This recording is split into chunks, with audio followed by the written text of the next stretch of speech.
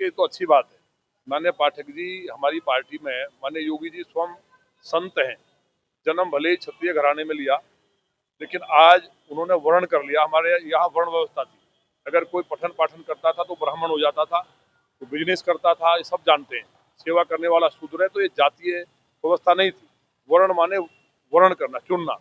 तो माननीय योगी जी ने संन्यास ले लिया, तो वो स्वयं भी ब्राह्मण है और एक संत और ब्राह्मण के शासक रहते हुए, सत्ता चलाते हुए बटुकों का सम्मान होगा। तो माननीय पाठक जी तो सनातन के एक बड़ी पताका है, ध्वजा है, तो उन्होंने जो सम्मान किया है, एक मैसेज दिया है। लेकिन सनातन के नाम पे सरकार को बदनाम करना भारतीय जनता पार्टी के अलावा इस देश ने, दुनिया का एक एक सनातनी जानता है कि अगर भव्य और दिव्य भगवान श्री राम का मंदिर बना है तो सनातन की सरकार में माननीय मोदी जी के रहते हुए बन सकता है, योगी जी के रहते हुए बन सकता है, माननीय पाठक जी के रहते हुए और केशव जी के रहते हुए बन सकता है। तो उनका सम्मान किया, मैं उनका अभिनंदन करता हूँ।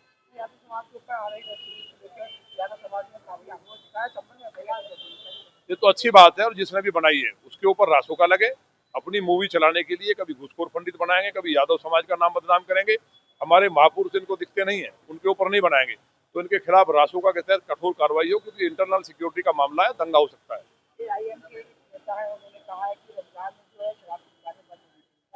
देखिए, एएम का जो नेता है, उसका जिसने ये कहा शराब नहीं बिकनी चाहिए, मैं उसका स्वागत करता हूँ। लेकिन उसको ये भी मानना चाहिए कि मांस की भी दुकान एक नहीं खुलनी चाहिए, कोई स्लॉटर हाउस नहीं होना चाहिए। अगर वो सच्चा मुसलमान है, अगर दोगला मुसलमान है तो बात छोड़िए, लेकिन अगर सच्चा मुसलमान है तो मांस की भी विरोध करे। मोहम्मद साहब ने हदीस में साफ लिखा, अपनी बेगम आयशा को कहा है कि गाय का दूध शिफा है, तो गाय काटने वालों को वो फांसी की मांग करे।